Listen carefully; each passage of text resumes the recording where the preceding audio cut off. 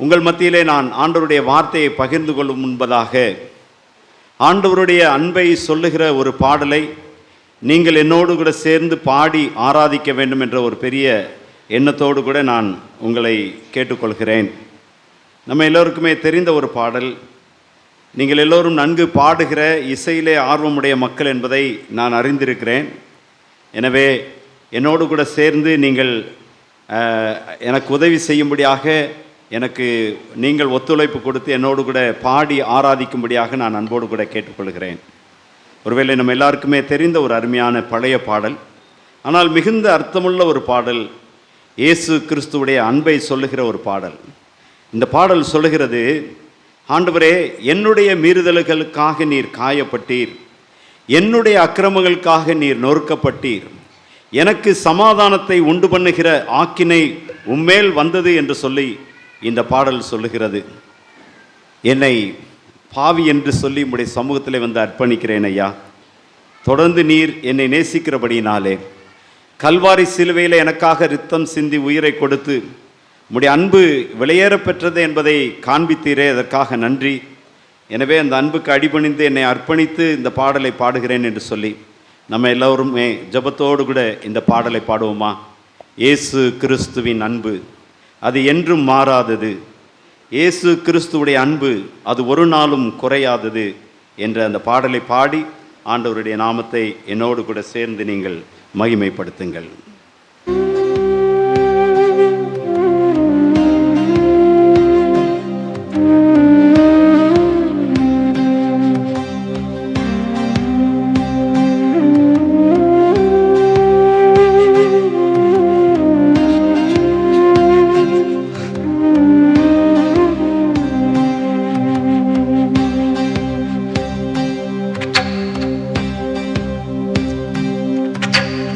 இயேசு கிறிஸ்துவின் அன்பு என்றும் மாறாதது,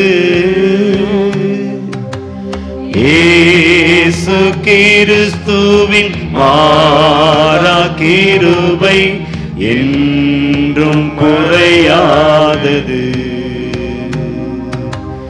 இயேசு கிறிஸ்துவின் மாறா கிருபை என்றும் குறையாதது, இயேசு கிறிஸ்துவின் அன்பு.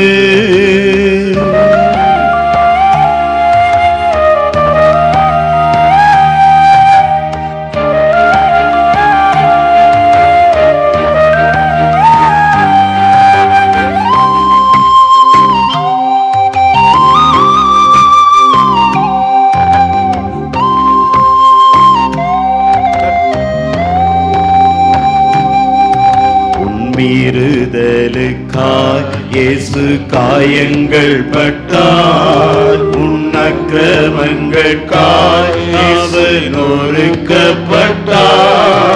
என் மீறுதலுக்காய் இயேசு காயங்கள் பட்டார், என் அக்கிரமங்களுக்காய் அவர் நொறுக்கப்பட்டார்.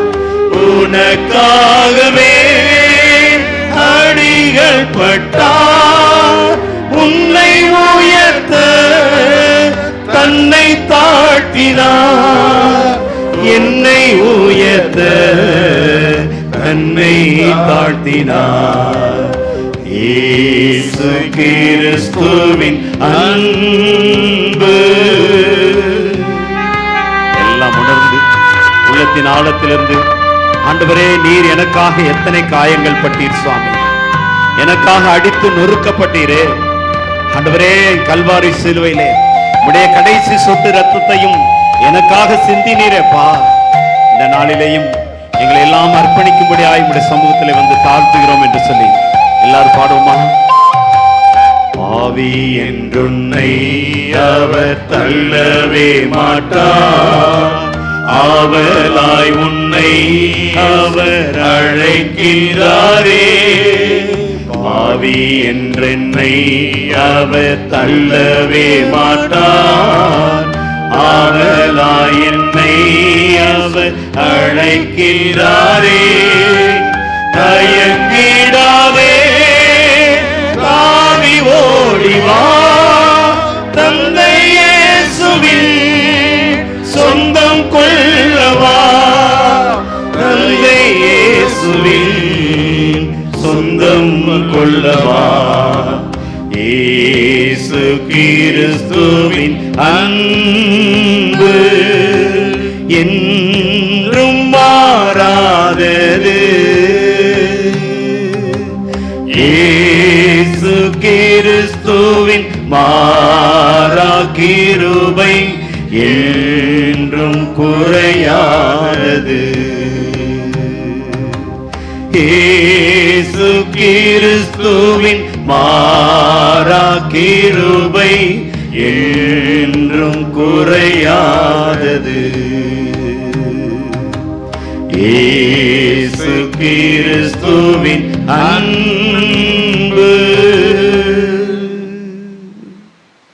தகப்பனே, உம்முடைய மெல்லிய சத்தத்தை கேட்கும்படியாய் ஆண்டவரே, நாங்கள் எங்களை சிரம் தாழ்த்தி அர்ப்பணித்து ஜெபிக்கிறோம் ஐயா.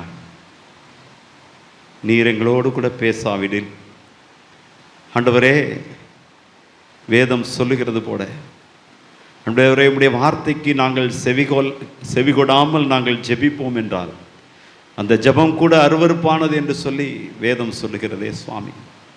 தகப்பனே, இந்த நேரத்திலையும் உம்முடைய தெய்வீக வார்த்தைகளை கேட்பதற்கென்று எங்களை அர்ப்பணிக்கிறோம். நீர் எங்களோடு கூட தொடர்ந்து பேசும். கர்த்தர் பெரிய காரியங்களை செய்யும். இயேசு கிறிஸ்துவின் நாமத்தினாலே ஜெபிக்கிறோம் பிதாவே, ஆமென், ஆமென்.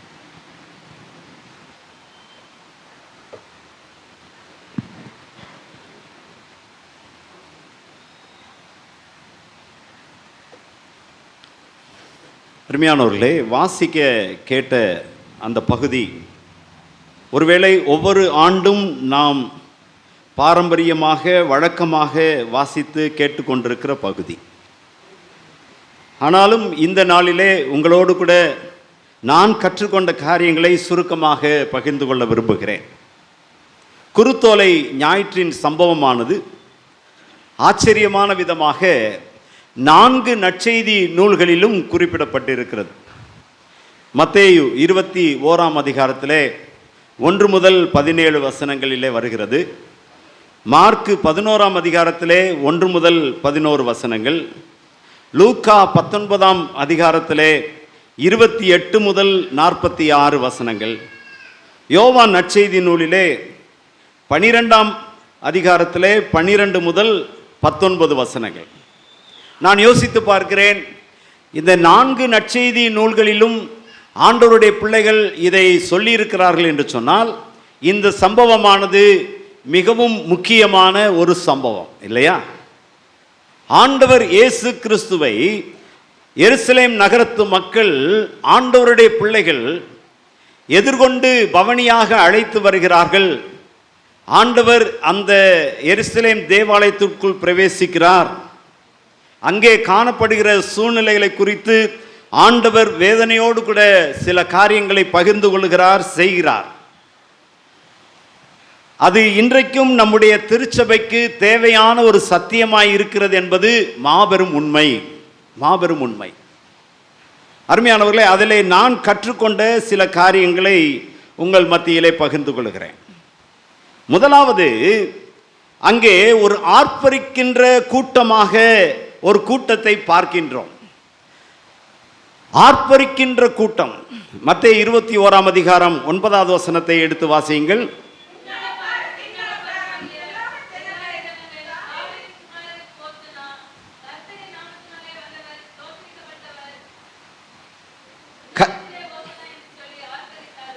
உன்னதத்தில் ஓசன்னா என்று சொல்லி ஆர்ப்பரித்தார்கள். பொதுவாக ஆரவாரம், ஆர்ப்பாட்டம் எப்பொழுது இருக்கும்? சந்தோஷமான ஒரு நிகழ்வு இருக்கும்போது அங்கே ஒரு ஆர்ப்பாட்டம் இருக்கும். அல்லது நமக்கு தேவையான ஒரு நபர் வருகிறார் என்று சொன்னால் அந்த இடத்துல ஆர்ப்பாட்டம் இருக்கும். அல்லது ஒரு பெரிய பதவியில் இருக்கிறவர்கள், ஒரு பெரிய ஒரு செலிபிரிட்டி வருகிறார்கள் என்று சொன்னால் அங்கே என்ன இருக்கும்? ஆர்ப்பாட்டம் இருக்கும். நம்ம இப்போ கூட சமீப நாட்களில் நம்ம கேள்விப்பட்டோம், கரூரில் நடந்த ஒரு சம்பவம். ஒரு செலிபிரிட்டி வருகிறார், பயங்கர ஆரவாரத்தோடு ஆர்ப்பாட்டம் பண்ணி காலையில் இருந்து இரவு வரைக்கும் காத்திருந்த மக்கள் கூட்டம், மிகுந்த ஆரவாரம் இல்லையா?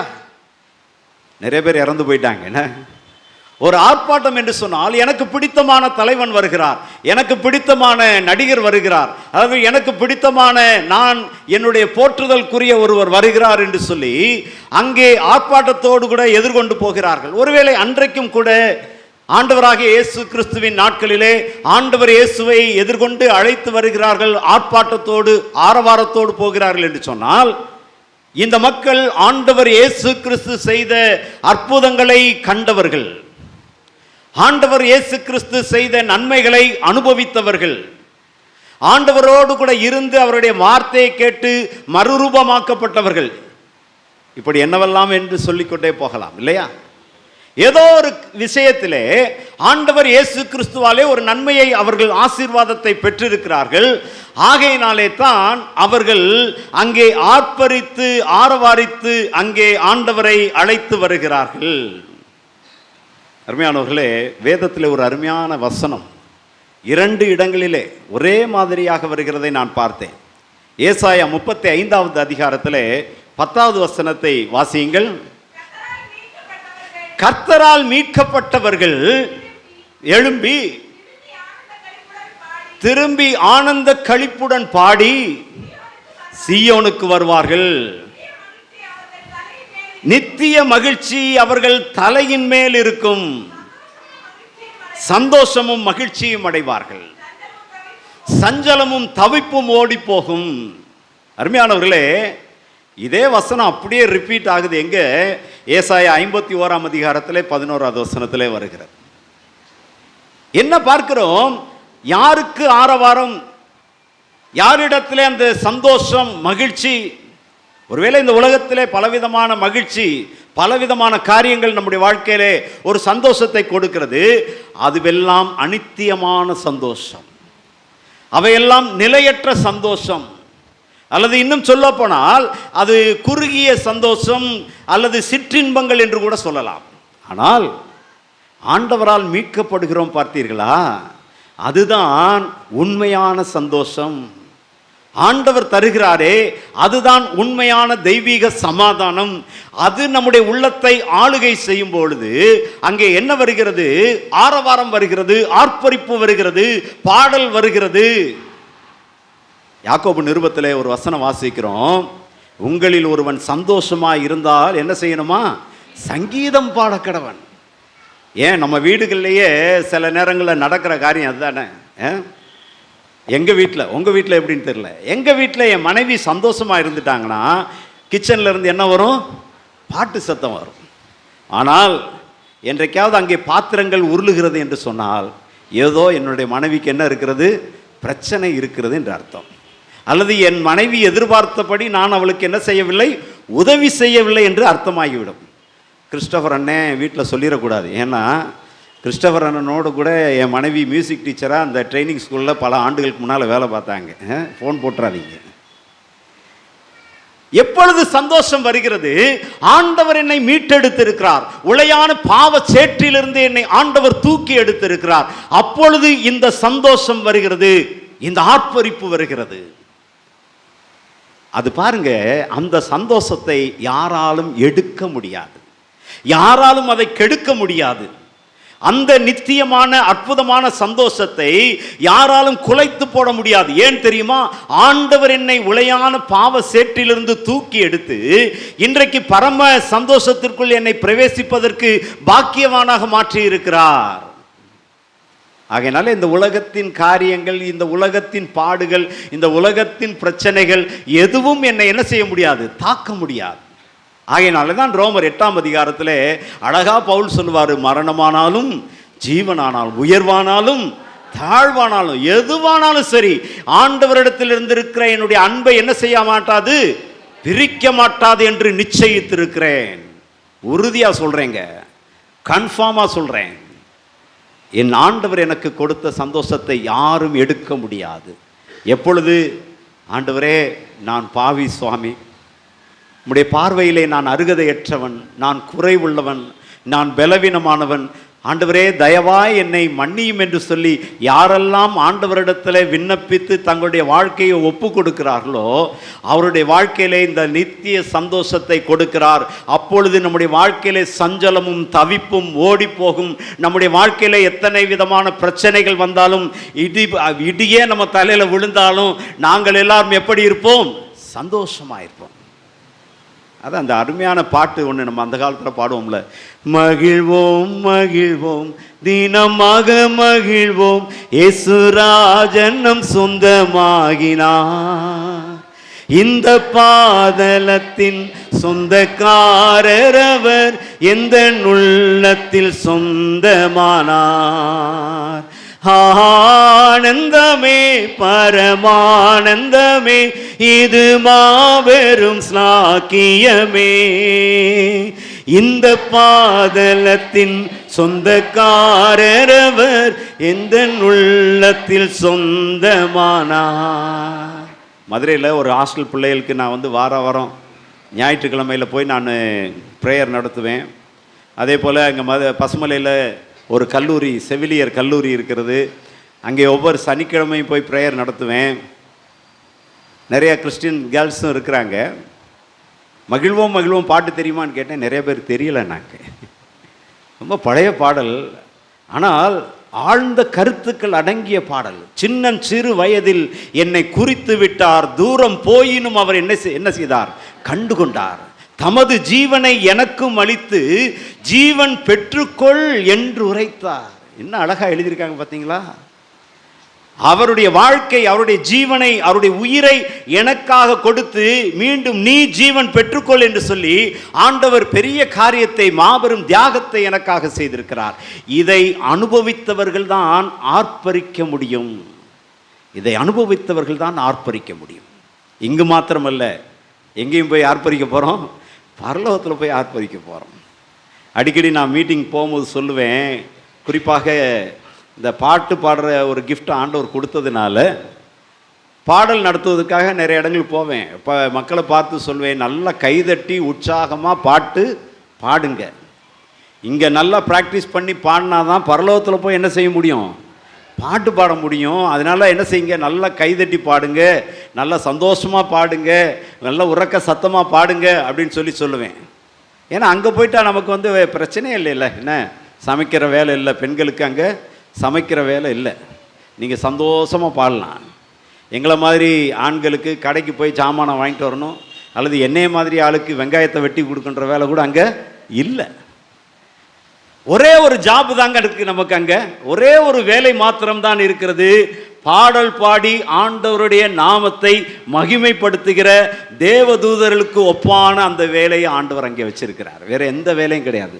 பசியும் இல்லை, பட்டினியும் இல்லை, அங்கே வேற எந்த பிரச்சனையும் கிடையாது. நமக்கு ஒரே ஒரு வேலை தான் இருக்குது, பரலோகத்தில் பாட்டு பாடுகிற வேலை.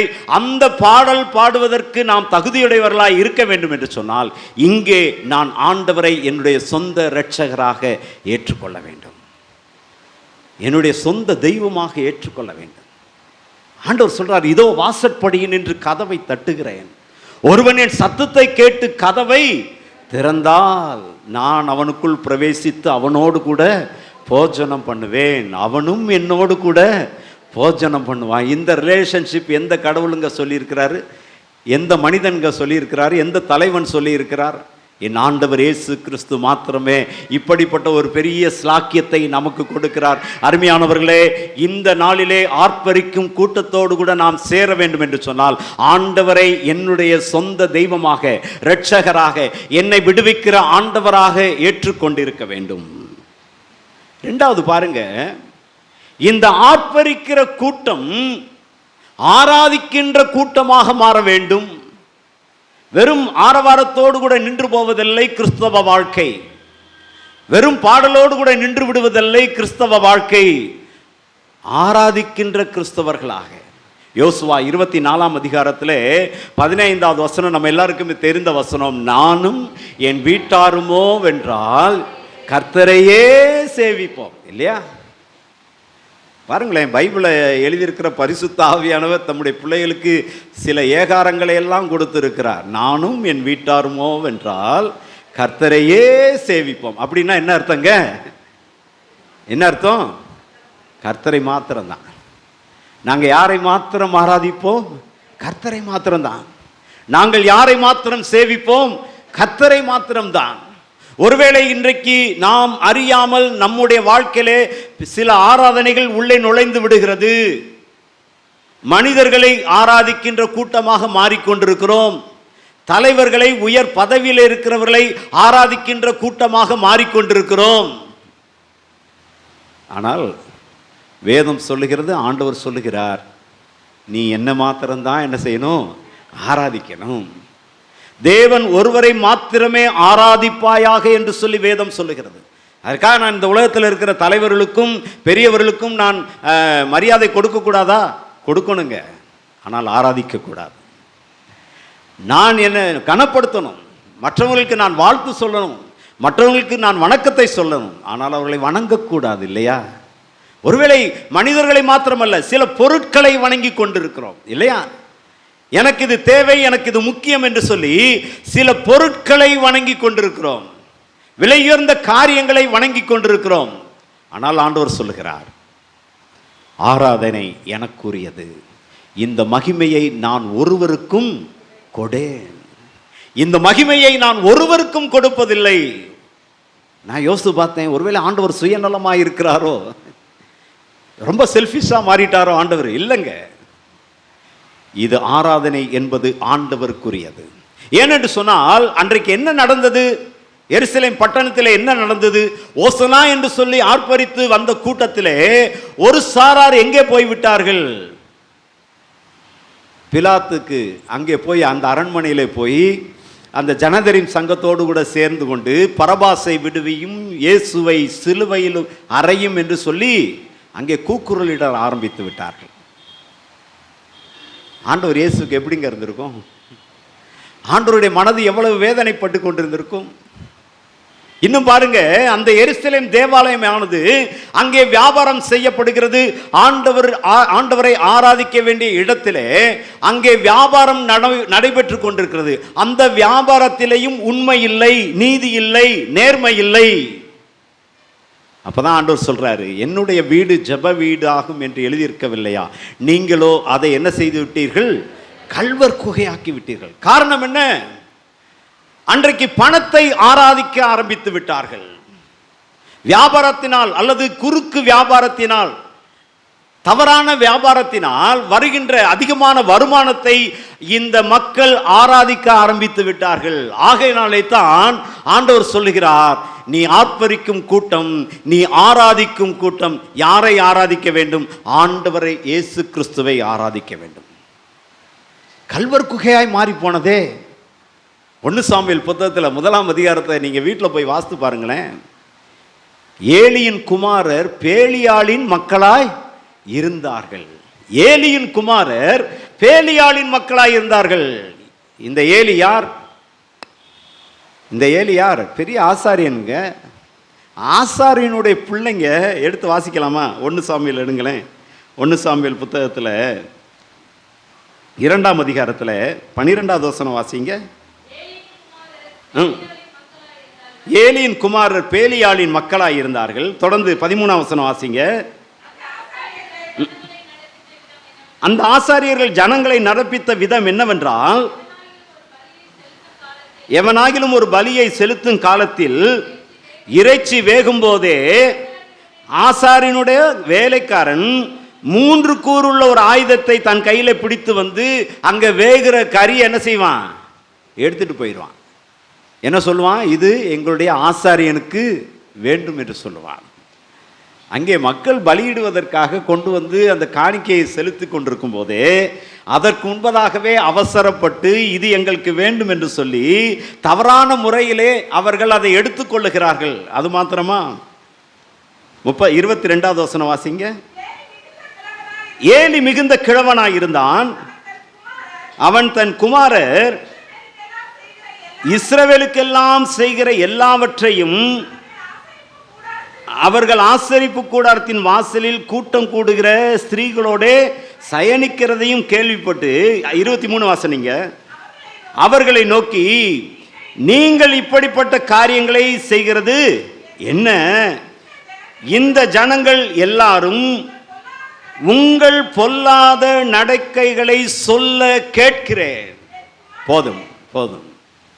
அருமையானவர்களே, இந்த ஏலிக்கு மிகுந்த மனவேதனைங்க. வயதான காலத்தில் இப்படிப்பட்ட ஒரு சோதனையா?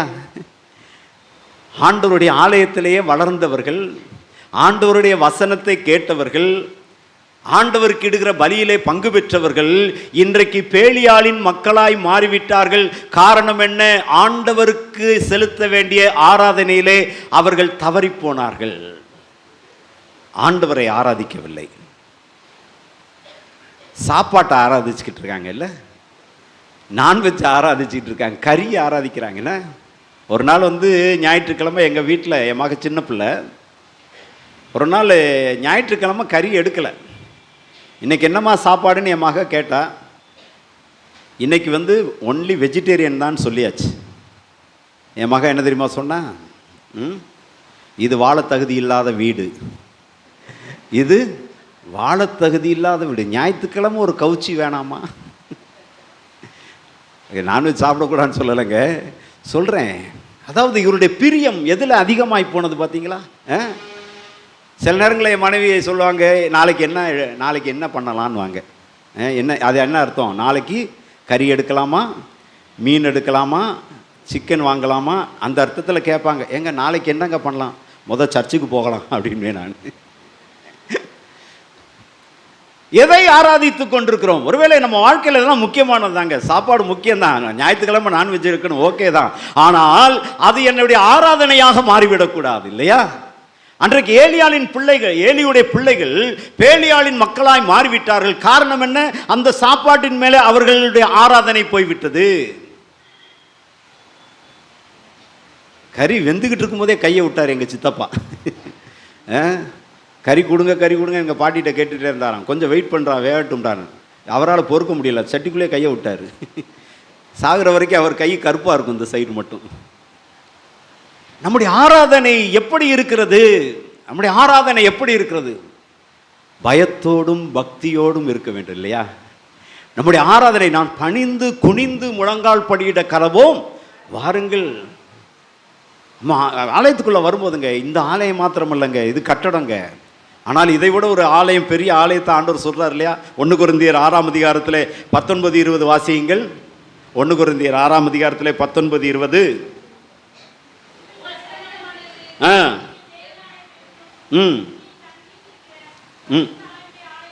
பரிசுத்த ஆவியினுடைய ஆலயமாய் இருக்கிறது. நீங்கள் உங்களுடையவர்கள் இல்லை என்பதை அறியீர்களா?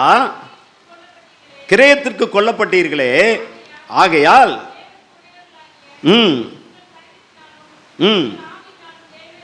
உங்களுடைய சரீரத்தினாலும் ஆவியினாலும் நம்ம என்ன செய்யணுமா?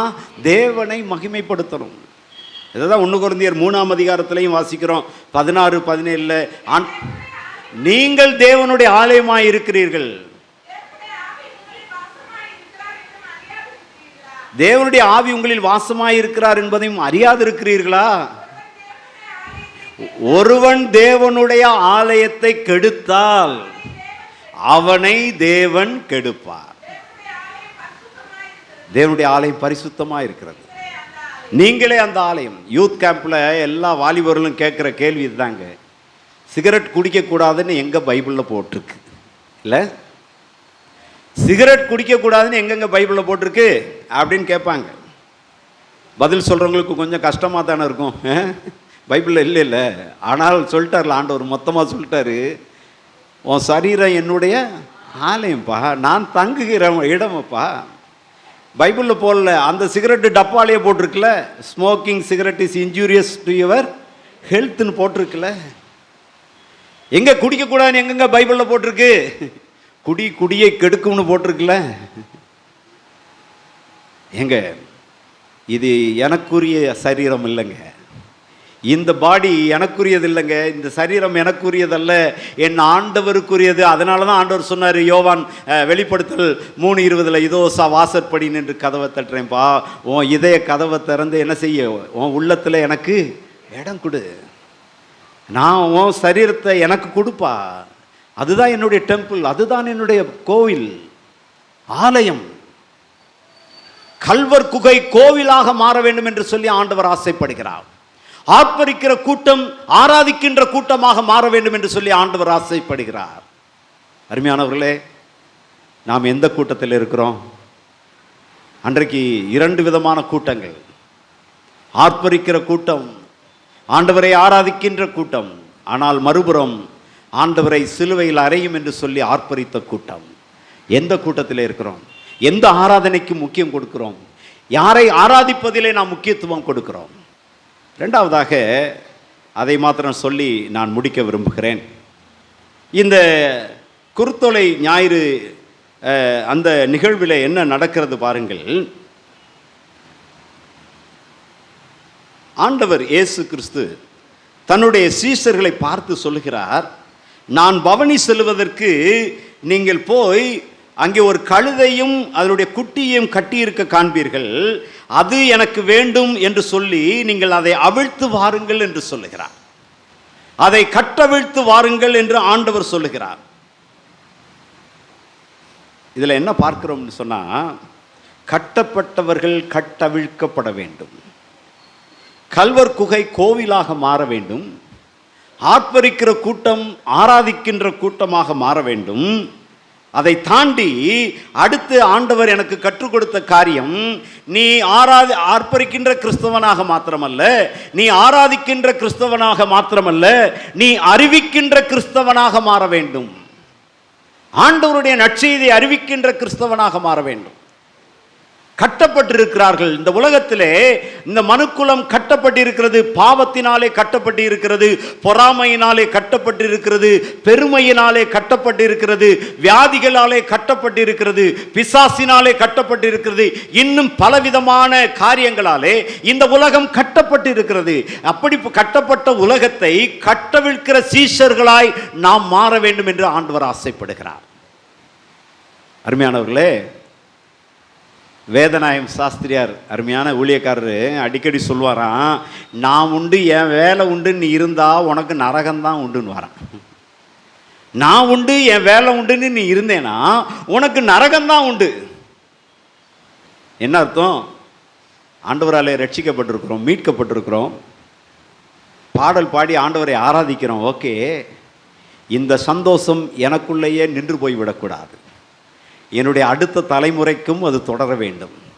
என்னுடைய தலைமுறை மாத்திரமல்ல, இந்த சமுதாயத்தில் இருக்கிற இன்னும் ஆண்டவரை அறியாத அநேக ஆயிரங்கள் ஆண்டவரை அறிந்து ஆண்டவரை ஏற்றுக்கொண்டு அவரை ஆராதிக்கின்ற கூட்டமாக மாற வேண்டும். அதுதான் ஆண்டவர் இங்கே சொல்லுகிறார். சீஷர்களை பார்த்து சொல்லுகிறார், போங்க, இன்னும் கட்டப்பட்டிருக்கிறது, நிறைய காரியங்கள் கட்டப்பட்டிருக்கிறது. வியாதினாலே கட்டப்பட்டிருக்கிறாங்க, பலவீனத்தினால கட்டப்பட்டிருக்கிறாங்க, அன்பு இல்லாமல் கட்டப்பட்டிருக்கிறார்கள். இந்த உலகத்தில் ஏண்டா பிறந்தோன்னு சொல்லி சிலர் நொந்து போயிருக்கிறாங்க தெரியுமா? அவங்களுக்கெல்லாம் ஆண்டவருடைய அன்பை சொல்லு, நான் எவ்வளவா இந்த உலகத்தை நேசித்தேன்றதை சொல்லு. புதுப்பட்டி என்கிற ஒரு இடம் மதுரையில், ஒவ்வொரு வியாழக்கிழமையும் நானும் என்னோடு கூட சேர்ந்து சில தம்பிமாரும் அங்கே ஊழியத்திற்கு போவது வழக்கம். அப்போ ஒரு நாள் அங்கே தொழுநோயாளிகள், லெப்ரசி பீப்புள், அது government rehabilitation home for the leprosy people. அந்த லெப்ரசி ஹோமில் நான் ஒவ்வொரு வியாழக்கிழமையும் கண்டம்டு கேசஸ் இருக்கிற அந்த சிக்வார்டு என்கிற பகுதியில் நின்று ப்ரேயர் நடத்துவோம். அப்படி ஒரு நாள் நான் ப்ரேயர் நடத்திட்டு இருக்கேன். அவங்களுக்கு என்ன மாதிரி தெரியுமா பாட்டு பாடுவோம்? ஆறுதலான பாடல்கள், நம்பிக்கை கொடுக்கக்கூடிய பாடல்கள் தான் பாடுவோம். ஏன்னு சொன்னால், வாழ்க்கையில் அவங்க ரொம்ப நொந்து போயிருக்கிறாங்க. அவங்க வீட்டாரே அவங்களை வெறுத்து ஒதுக்கி கொண்டு போய் எங்கே விட்டுட்டாங்க? ஹோமில் கொண்டு போய் விட்டாங்க. ஆகையினாலே அப்படிப்பட்ட மக்களுக்கு நாங்கள் என்ன பாடுவோம்? ஐயா, நீ இந்த உலகத்தில் சரீரத்தில் பாதிக்கப்பட்டிருந்தாலும் சரி, இந்த வியாதியினால் ஓரங்கட்டப்பட்டு ஒதுக்கி வைக்கப்பட்டிருந்தாலும் சரி, ஆண்டவர் உன்னை நேசிக்கிறார், நீ அவரை ஏற்றுக்கொள்வாய் என்று சொன்னால் ஆண்டவரோடு கூட நீ பரலோகத்தில் ஒரு புதிய சரீரத்தோடு இருக்கலாம்னு சொல்லி அந்த நம்பிக்கை கொடுக்குற நற்செய்தியும் பாடலையும் அவங்ககிட்ட நாங்கள் பாடுவோம். அப்போ ஒரு நாள் நான் பாடினேன், வியாதியஸ்தன் என்று உன்னை ஒதுக்கி வைப்பார்கள், வேண்டாத வார்த்தைகளை சொல்லி புண்படுத்துவார்கள், வாழ்வதா சாவதா என்று நீ அழுது புலம்பிடுவாய். வாழத்தான் வேண்டும் என்று வியாதியிலே சுகம் தரவே உனக்கொருவர் இருக்கிறார். உன்னை விசாரிக்க துடிக்கிறார். உன்னையும் என்னையும் இயேசு நேசிக்கிறார். உன்னை உள்ள கைகளில் வரைந்திருக்கிறார். இப்படி பாடிட்டு இப்படி பார்க்குறேன். இந்த லெஃப்ட் சைடில் ஒருத்தர் ராமமூர்த்தி என்றது அவருடைய பேர். பரமக்குடி பக்கத்தில் யமனேஸ்வரன்ற ஊர் அவருக்கு. அவரது புதுசாக வந்து ஹோமில் சேர்ந்துருக்கிறாரு. நான் என் பாடமும் அப்படியே கேட்டு கண்ணீர் விட்டு அழுதுகிட்டு இருந்தார். முடிந்த பிறகு அவரை போய் பார்த்து நான் பேசினேன். எதுக்கே அழுதுங்க பாட்டு பாடும்போதுன்னு சொல்லி கேட்டேன். அப்போ அவர் சொன்னார், ஐயா எனக்கு இந்த தொழுநோய் வந்த உடனே, இந்த குஷ்டரோகம் வந்த உடனே என்னை கொண்டு வந்து இந்த ஹோமில் சேர்த்தாங்கய்யா. என் பிள்ளைகளோ என் கூட பிறந்தவங்களோ யாருமே அதுக்கு பிறகு என்னை வந்து பார்க்கல. என் மனைவி கொஞ்ச நாள் ஃபோன் பண்ணால் எடுத்து பேசுவாங்க. இப்போ என் மனைவியும் சுவிட்ச் ஆஃப் பண்ணிட்டாங்க. நான் யாருமே இல்லாத அனாதையாக வந்து இருக்கிறேன். அப்போ இவங்க சொன்னாங்க, ப்ரேயருக்கு வான்னு சொல்லி கூப்பிட்டாங்க. இங்கே இருந்தவங்களாம் வந்தேங்க. நீங்கள் பாடும்போது இந்த வார்த்தை என்னுடைய உள்ளத்தை தொட்டுச்சுங்க. உனக்கொருவர் இருக்கிறார், உன்னை விசாரிக்க துடிக்கிறார்னு பாடினீங்க பார்த்தீங்களா? அதை கேட்டனே எனக்கு ஆனந்த கண்ணீர் வந்துருச்சியா. கட்டப்பட்டு இருக்கிறார்கள். வெறுப்பினாலே பொறாமையினாலே இன்றைக்கு இந்த உலகம் கட்டப்பட்டு இருக்கிறது. ஏன் இந்த உலகத்தில் பிறந்தோம் என்று சொல்லி அனாதையாக்கப்பட்டு விட்டோமே, நான்லாம் ஏன் இந்த உலகத்தில் வாழணும்னு சொல்லி கட்டப்பட்டு இருக்கிறார்கள். நம்ம ஒன்றும் செய்ய வேணாங்க, அவங்களை பார்த்து ஸ்மைல் பண்ணாலே போதுங்க. எனக்கு தெரிஞ்ச ஒரு ஊழியக்காரர் சகோதரர் பொற்செல்வன் ஆசிர்னு சொல்லி தூத்துக்குடியில் ஒரு அருமையான ஊழியத்தை செய்கிற ஆண்டவருடைய பிள்ளை. நான் ஒரு ஆரம்ப நாட்களில் அவரை ஒரு மீட்டிங்கில் சாட்சி சொல்கிறத கேட்டேன். ஆண்டவர்கிட்ட போய் கேட்டாராம், ஆண்டவரே எனக்கு என்ன தகுதி இருக்கிறது? எனக்கு பாட்டு பாடுற கிஃப்ட் கிடையாது, எனக்கு இசைக்கருவிகளை வாசிக்கிற தாளந்து கிடையாது, என் பேசுகிறதுக்கு திறமை கிடையாது, எதுவுமே கிடையாது, நான் என்னையா ஊழியத்தை செய்ய முடியும் அப்படின்னு சொல்லும்போது ஆண்டவர் சொன்னாராம், கண்ணாடி முன்னாடி போய் நின்று பாரு அப்படின்னாராம். என்ன அவ்வளோ அழகாவா இருக்கிறேன் அப்படின்னு சொல்லிட்டு இவர் கண்ணாடி போய் முன்னாடி போய் நின்று பார்த்தாராம். ஆண்டவர் சொன்னாராம், நல்லா பாரு, உனக்கு ஸ்மைலிங் ஃபேஸ் கொடுத்துருக்குறேன், நல்லா சிரிக்கிற முகத்தை கொடுத்துருக்கிறேன். அவர் எப்போதுமே சிரித்த மாதிரி தான் இருப்பார். சிரிக்கிற முகத்தை கொடுத்துருக்கிறேன், இதை வைத்து நீ ஊழியம் செய்ய முடியும் என்று சொன்னாரலாம். அந்த அண்ணே சொன்னாங்க, நான் அப்படியே போவேன், காலேஜுக்குள்ளே போவேன், ஸ்டூடெண்ட்ஸை பார்ப்பேன், தம்பிமாரை பார்ப்பேன், ஸ்மைல் பண்ணுவேன். உடனே அவங்க அப்படியே ஒரு மாதிரி பார்ப்பாங்க, கொஞ்ச நாளில் பழகிடுவாங்க, அவங்களுக்கு ஏசாமியை சொல்லுவேன். அப்படி நிறைய மாணவர்களை ஆண்டவருக்கென்று ஆதாயப்படுத்தி கொண்டிருக்கிறேன்னு சொன்னாங்க. என்னிடத்துல என்ன இருக்கிறது, என்னிடத்துல என்ன திறமை இருக்கிறது, என்னிடத்துல என்ன இருக்கிறதுன்னு சொல்லி யோசிக்கிறீங்களா? ஆண்டவர் ஒவ்வொருவருக்கும் ஒரு திறமையை கொடுத்திருக்கிறார், ஒரு தாளந்தை கொடுத்திருக்கிறார். மண்ணில் போட்டு புதைச்சிடாதீங்க, கட்டவிழ்ப்பதற்கு அதை பயன்படுத்துங்கள். இந்த உலகத்திலே பாவத்தினாலும் பொல்லாத வியாதியினாலும் கட்டுண்ட மக்களை விடுவிக்கும்படியாக ஆண்டவர் இந்த உலகத்திலே நம்மை கொண்டு வந்து வைத்திருக்கிறார். ஏனோ தானவென்று இந்த உலகத்திலே நானும் நீங்களும் பிறக்கவில்லை. ஏதோ ஒரு அற்புதமான நோக்கத்தோடு கூட தான் ஆண்டவர் இந்த உலகத்திலே என்னை வைத்திருக்கிறார். அழகா பிள்ளை அருமையாக அந்த வசனங்கள்லாம் சொல்லும்போது அப்படியே மனசு ரொம்ப சந்தோஷமாக இருந்துச்சு. இன்னைக்கு சொன்னதெல்லாம் பெரிய வசனம் பார்த்தீங்களா, 2 வசனம் பெரிய வசனம். என் பின்னாடி இருந்தவங்க கூட நிறைய பேர் சொன்னாங்க, என்ன இம்புட்டு பெரிய வசனமாக இருக்கு. அருமையான பிள்ளைகளுக்கு ஆண்டவர் ஞானத்தை கொடுத்து, இப்போ நம்மலாம் பெரியவங்களால் நமக்கு மனப்பாடம் பண்ண முடியாது, என்ன மனப்பாடம் பண்ணாலும் நிற்காது. நான் சொல்கிறேன், நம்ம பிள்ளைங்களை அப்படியே வசனங்களை அப்படியே ஊற வைங்க, வசனத்தில் ஊற வைங்க பிள்ளையுடைய உள்ளம். ஏன்னா இப்போ வரப்போகிற உலகம் வந்து இனி அவங்க வாலிபர்களாக வரும்போது பெரிய பிரச்சனை இருக்குது, பெரிய போராட்டம் இருக்குது. இந்த வசனத்தில் அவங்க நிலைத்திருந்தால் தான் இந்த உலகத்தை என்ன செய்ய முடியும், மேற்கொள்ள முடியும். நான் என்னத்தோ வெளியே போய் ஊழியம் செய்ய வேணாங்க, என் பிள்ளைய கரெக்டாக வளர்த்தா போதும்ல. ஏலியின் பிள்ளைகளை சரியாய் வளர்க்கவில்லையே ஏலி. கடைசியில் அந்த சாக போகிற நேரத்தில் அவர் சஞ்சலத்தோடு வேதனையோடு கூட அவர் அங்கே சொல்லுகிற காரியத்தை பார்த்தீர்களா? என்னுடைய ஜென்ரேஷன், என்னுடைய தலைமுறை ஆண்டவரை ஆராதிக்கிற தலைமுறையாக தொடர்ந்து வாழ வேண்டும் என்று சொன்னார். எனக்கும் உங்களுக்கும் ஆண்டவர் கொடுத்திருக்கிற தாளந்துகளையும் திறமைகளையும் பயன்படுத்தி இந்த உலகத்திலே கட்டப்பட்டவர்களை என்ன செய்ய வேண்டும், கட்டவிழ்க்க வேண்டும். கண்களை மூடி நாம் ஆண்டவர்கிட்ட ஜெபம் பண்ணலாமா? ஏசப்பா, என்னை நீங்கள் சும்மா அந்த உலகத்தில் தெரிந்து கொள்ளவில்லை. ஏதோ போகிற போக்கில் ஏதோ ஒரு ஆண்டவர் நம்மளை தெரிஞ்சுக்கிட்டாருன்னு நினைக்காதீங்க. ஒரு பெரிய நோக்கம் இருக்கிறது. தாயின் கருவிலேயே என்னை ஆண்டவர் தெரிந்தெடுத்து விட்டார் என்று சொன்னால், அப்பொழுதே என்னை பிரித்தெடுத்து இருக்கிறார் என்று சொன்னால், ஆண்டவருக்கு நான் எதையாகிலும் இந்த உலகத்திலே செய்யணுமே. சும்மா வெறுங்கையா நான் போய் ஆண்டவர் முன்னாடி 2ஆம் வருகையில் நிற்பேன்னா, நின்னா ஆண்டவர் மனசு எவ்வளோ வேதனைப்படும். இந்த உலகத்தில் எதுக்குப்பா நான் உன்னை தெரிந்தெடுத்தேன், நீ சும்மா வந்து நிற்கிறையேன்னு சொல்லி ஆண்டவர் வேதனைப்படுவார் அல்லவா? ஆண்டவருடைய சமூகத்திலே, சுவாமி, ஆர்ப்பரிக்கிற கூட்டமாக மாத்திரமல்ல, உம்மை ஆராதிக்கிற கூட்டமாக நாங்கள் மாறுவோம் ஐயா. ஆண்டவரே, அதை தாண்டி உம்மை அறிவிக்கின்ற கூட்டமாகவும் நாங்கள் செயல்படுவோம். அதற்கு எங்களை அர்ப்பணிக்கிறோம். இயேசு கிறிஸ்துவின் நாமத்தினாலே பிதாவே, ஆமென். தேங்க்யூ.